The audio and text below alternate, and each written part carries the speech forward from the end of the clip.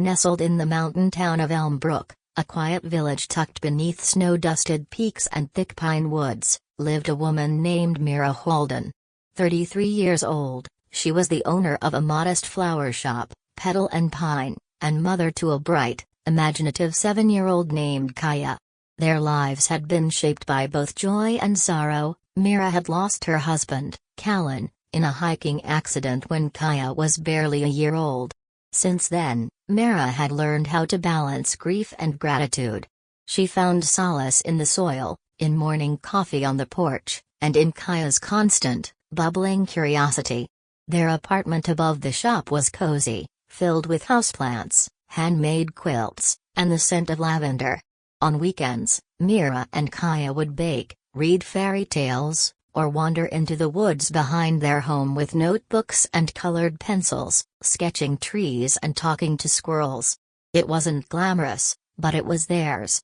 One Thursday evening in early spring, as twilight painted the sky in lavender and gold, Mira received a call that disturbed the quiet harmony of their life.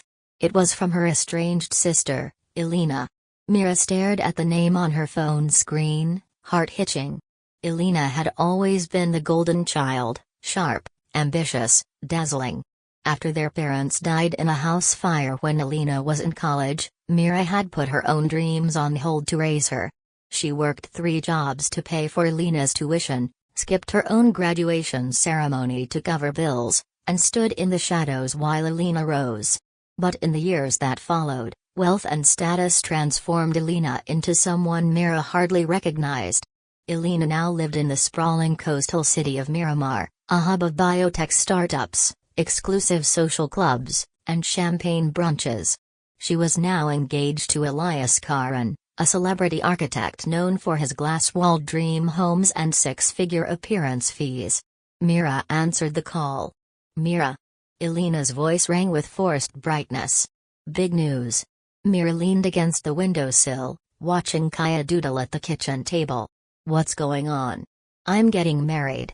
Alina announced. It's going to be insane.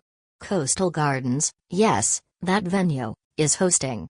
There's going to be a crystal canopy, drone fireworks, a string quartet, and we're flying in a Michelin chef from France. Media will be everywhere. It's going to be the wedding of the decade. That's a lot, Mira replied cautiously. And you're coming, Alina said firmly. You and Kaia. I'm having a pre-wedding weekend for close family at the estate. It'll be perfect? Kaia can even be a flower girl. Mira hesitated. Alina, she's a little shy. Big crowds, cameras. It might be overwhelming. There was a pause. Then, a sharp undertone. Don't project your own fears onto her. Let her experience what real success looks like. Mira's chest tightened, but she didn't argue.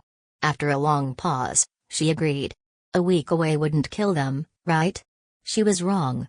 3 weeks later, Mira and Kaia arrived at the Coastal Gardens estate, a lavish glass and steel compound jutting from a cliffside, overlooking the endless blue of the Pacific. Everything gleamed, the walls, the chandeliers, even the trees looked manicured. Staff in ivory uniforms floated around like ghosts. Kaia clung tightly to her mother's hand as they walked through the main atrium, eyes wide. Alina met them with air kisses and glittering bracelets. Her platinum blonde hair was swept into an elaborate updo, and she wore a sequin jumpsuit that shimmered like sea foam. Darling, she cooed, kneeling to Kaia's height. You're even cuter than I remembered. We'll find the perfect dress for you.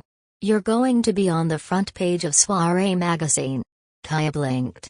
Do I have to stand on a page? Alina blinked, then laughed sharply. Oh, Mira. You've raised a little forest nymph. Mira's jaw tightened, but she smiled politely. She's perfect just the way she is. That night, in their guest suite, Kaia curled up beside Mira, her arms wrapped around a stuffed possum she brought everywhere. Mom, she whispered. Can we go home soon? Everyone here is weird. They keep asking if I model. Mira hugged her close. We'll stay for the wedding, then we'll go, okay? I'll keep you safe. Kaia nodded sleepily, but the unease in her small body remained. Over the next few days, the estate buzzed with preparations. Drones hovered overhead mapping the lighting grid. Models rehearsed walking down the mirrored aisle. And Alina barked orders like a queen preparing for coronation. Mira kept to the sidelines, uncomfortable and invisible. Her daughter became increasingly withdrawn. And Alina, obsessed with perfection, noticed. She needs to toughen up, she told Mira over brunch, sipping grapefruit martinis. You're sheltering her too much.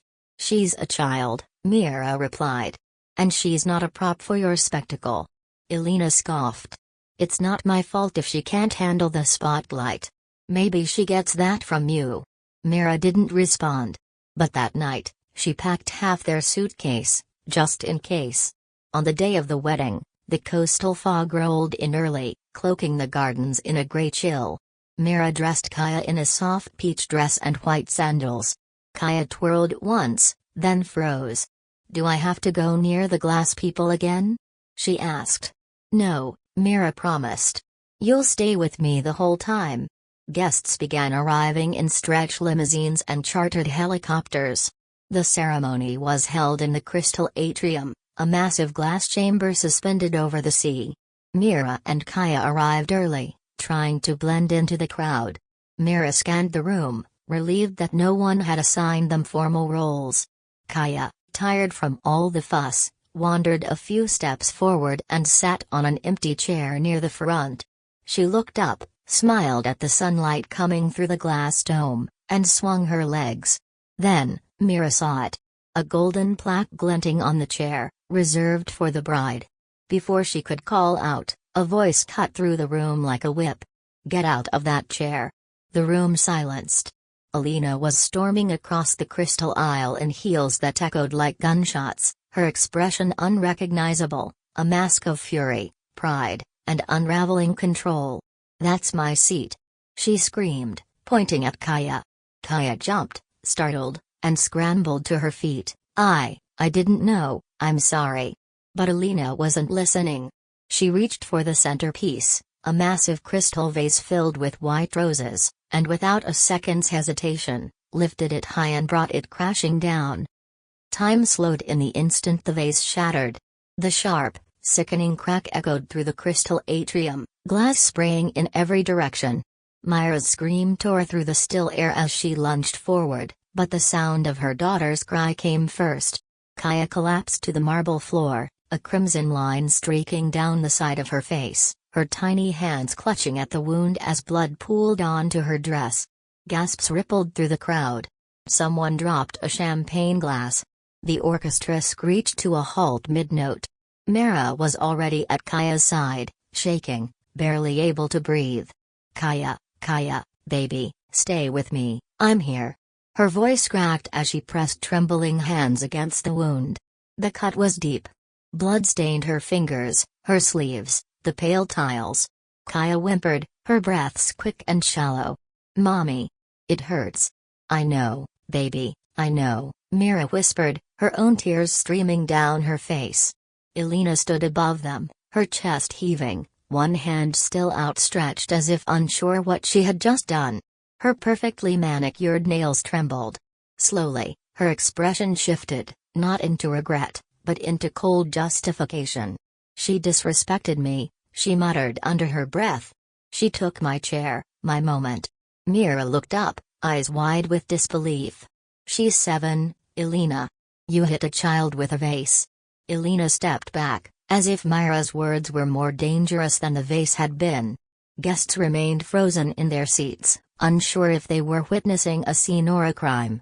Someone finally moved, a middle-aged man in a dark gray suit.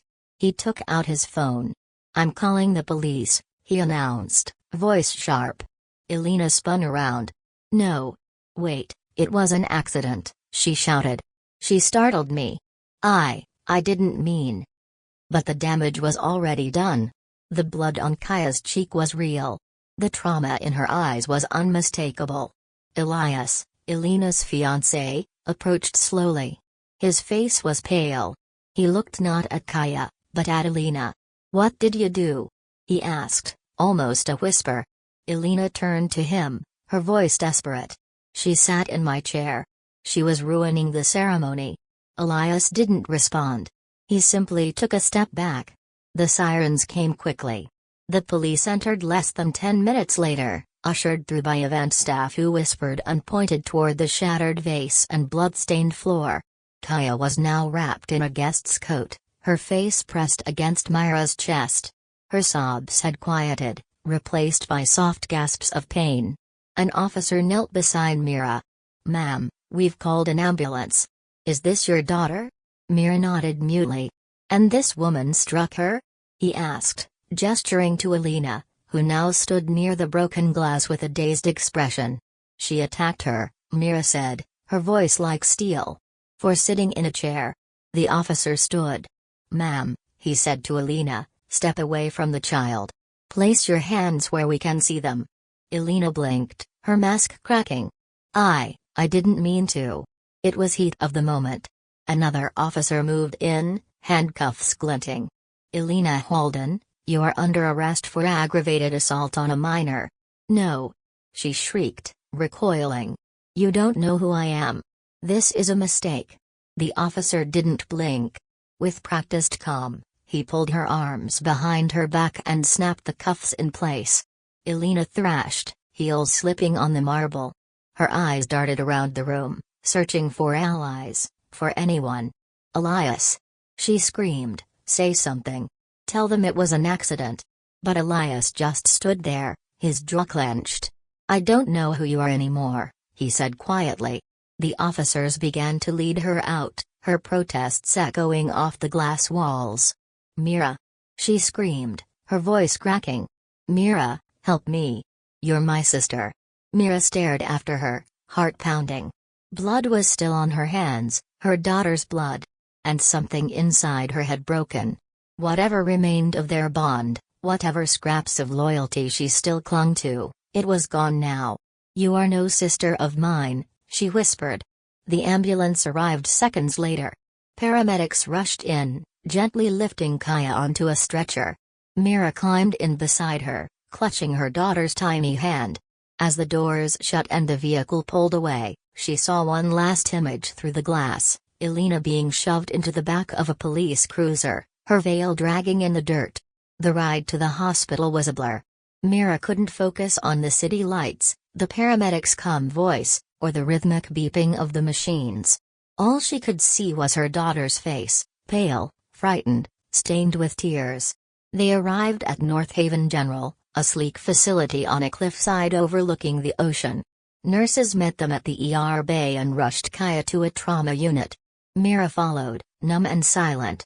In the waiting room, under sterile lights and surrounded by vending machines and hushed murmurs, Mira finally collapsed into a chair. Her hands trembled, and her body ached with exhaustion and rage. An hour passed. Then two. Finally, a doctor in blue scrubs emerged. "She's stable," he said gently. "She needed 10 stitches. No skull fracture, but the cut was deep. We've given her something for the pain." Relief nearly dropped Mira to the floor. "You can see her," he added. Inside the hospital room, Kaia lay under a pale blanket, her head bandaged. Her eyes fluttered open when Mira sat beside her. "Mommy," she whispered, voice hoarse. "I'm here," Mira said, her fingers brushing through her daughter's tangled curls. "You're safe now." Kaia reached for her hand, clutching it tightly. "Don't let her find us," she said, barely audible. "She won't," Mira said, tears sliding down her cheeks. "I promise, she'll never hurt you again." And that night, as Mira sat by her daughter's side, watching the machines beep steadily, she made a vow. Whatever it took, court, press, trials, or years, Alina would never get away with it. Tomorrow, the fight would begin.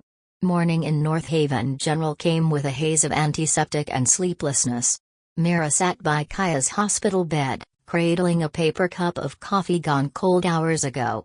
The rhythmic beeping of the monitors was the only sound in the room aside from Kaia's soft breathing.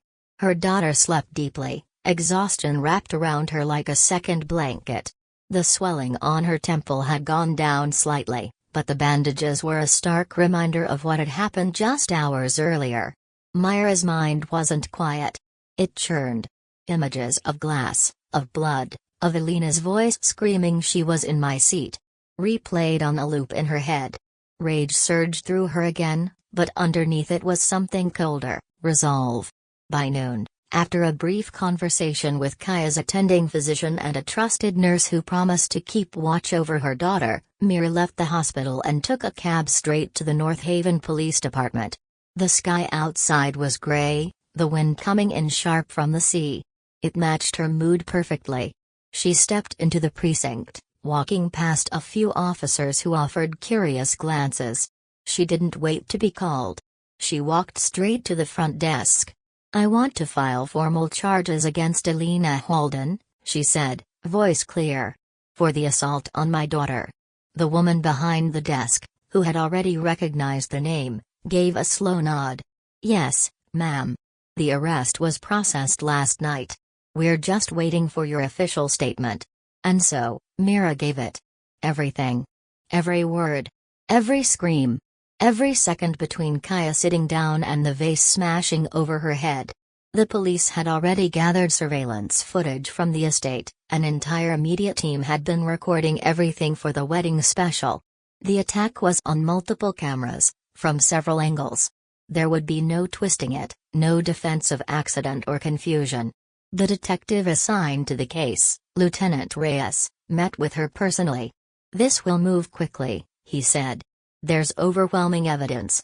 But Miss Halden has high-profile connections. There will be attempts to cover it up, minimize the damage. We'll need your help to make sure that doesn't happen." "I'll do whatever it takes," Mira said. And she meant it. 2 weeks later, the case against Alina Halden dominated the headlines. Billionaire bride behind bars, the fall of Elmbrook's golden girl. Socialite arrested for assaulting child during wedding spectacle. Justice for Kaia, public demands accountability. But those headlines were just the beginning. In the course of the police investigation, deeper rot began to show. Lieutenant Reyes and his team unearthed a web of secrets that Alina had hidden behind designer gowns and social media filters.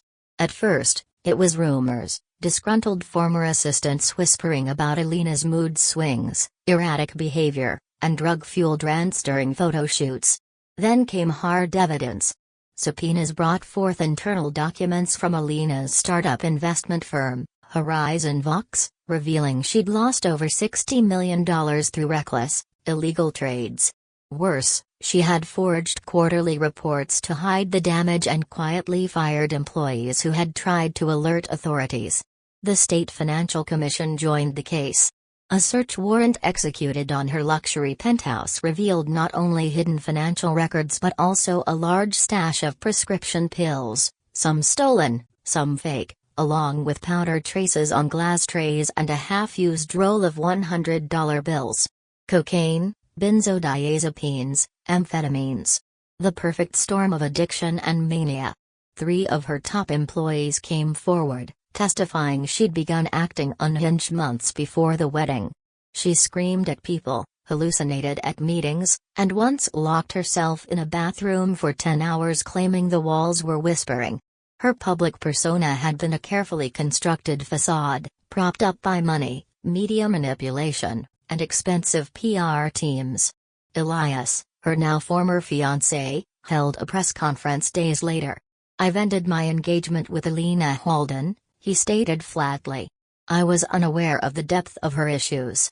I tried to help her, but I ignored the signs for too long. What she did to that child is inexcusable." By the time the first court hearing arrived, North Haven's courthouse was swarming with reporters, protesters, and curious onlookers. Some wore shirts that read "Justice for Kaia." Others held signs that read "No excuse for abuse." Mira walked in wearing a simple navy blouse and black slacks, her hair pulled back, Kaia's tiny hand in hers. Her daughter wore a pink hat over her healing head and carried her stuffed possum, Wobble, for courage. Cameras flashed, but Mira didn't flinch. Alina, in stark contrast, appeared in a beige prison jumpsuit, her once glamorous features pale and drawn. Her hands were cuffed, and her eyes, usually sharp and judgmental, were dull, almost hollow. When she saw Kaia, she froze. Her gaze lingered, but Mira turned slightly, shielding her daughter. Inside the courtroom, Alina's lawyer made their opening remarks, trying to paint a picture of a woman under immense pressure, suffering from mental health issues, who had snapped in a moment of emotional instability. But the prosecution had evidence. Videos. Witnesses. Medical reports. And Mira. When it was her turn to speak, she stood behind the podium, voice steady, hands gripping the edges. "My daughter is 7, she began. She's gentle, curious, and innocent. She sat in a chair. That was her only mistake. And for that, she was struck with a glass vase by the woman I used to call my sister." A hush fell over the room. "I raised Alina," Mira continued. "After our parents died, I gave up everything to make sure she had a future. And she used that future to build an empire on lies and cruelty. She didn't just hurt Kaia, she shattered her. And I will never forgive her for that." She looked Alina dead in the eyes. "You don't deserve my silence. You don't deserve my protection. And you certainly don't deserve mercy." After a full day of arguments and evidence, the judge refused to release Alina on bail, citing her wealth, public connections, and risk of flight. She was remanded to county custody pending the full trial, which would commence the following month. As Mira and Kaia walked out of the courthouse, the crowd parted for them. People whispered, nodded. Some clapped quietly. A few reporters tried to ask questions, but Mira ignored them. Later that evening, back in the safety of their apartment above the flower shop, Mira opened a box of cupcakes Kaia had picked out. "Can I have 2?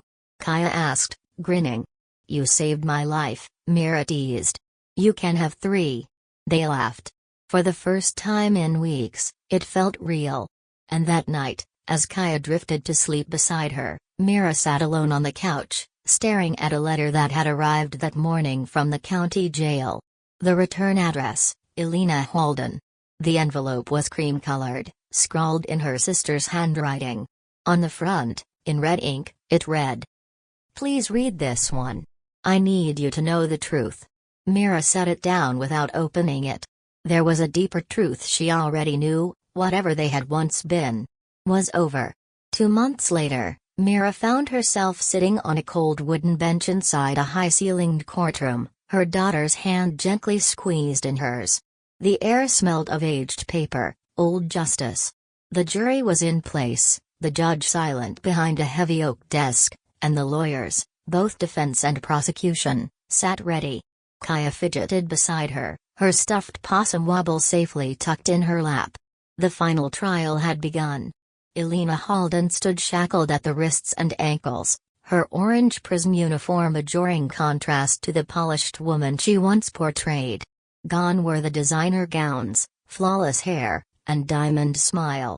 In her place stood a shadow, pale, trembling, and hollow-eyed. She had refused to plead guilty. Despite overwhelming evidence, despite video footage, witnesses, and public outrage, Alina's legal team had pushed for a full trial, hoping to win leniency on the grounds of temporary insanity fueled by stress and substance abuse. They brought in psychologists, tried to weave a tale of breakdown and emotional collapse. But Mira saw it for what it was: another performance. A desperate one.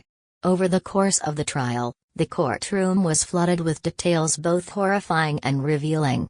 There was the night security footage from Alina's penthouse, showing her pacing for hours, talking to herself.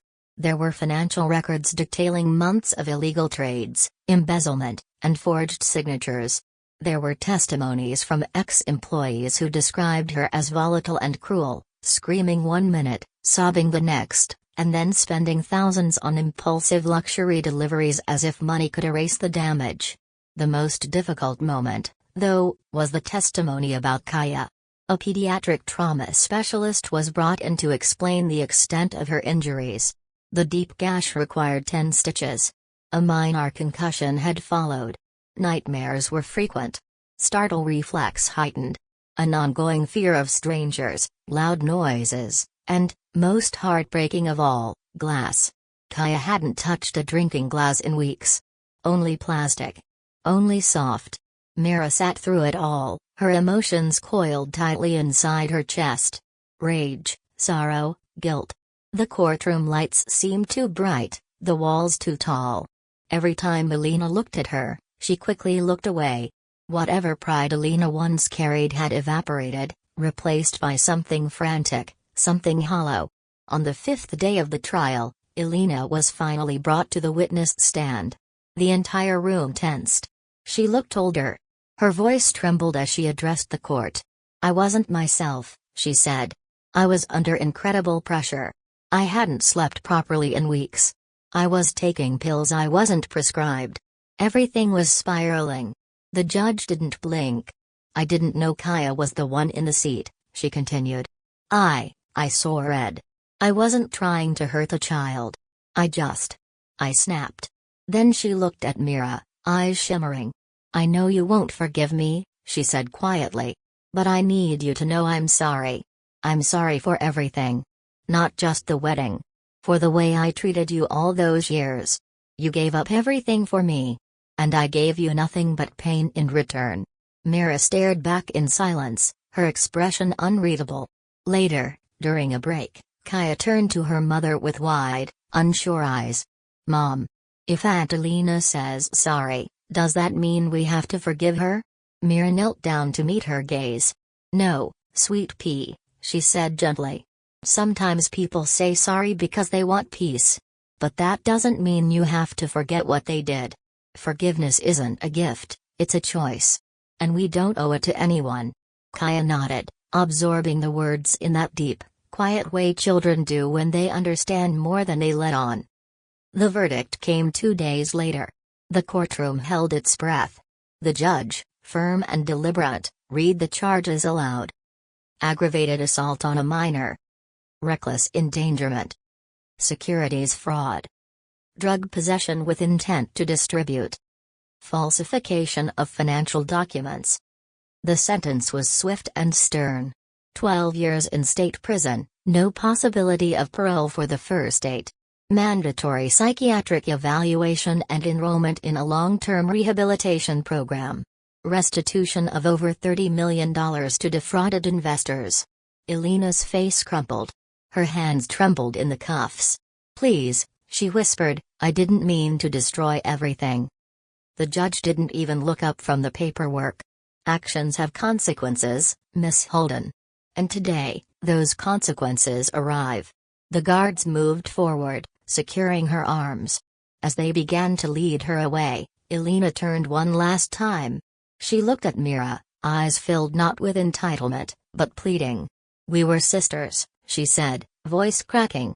"You were the only family I had left." Mira rose from her bench. Her voice was steady. "Then you should have protected us instead of hurting us."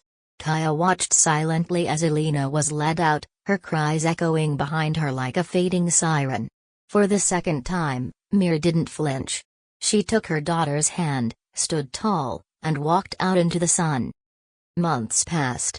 The seasons turned. Summer faded into autumn.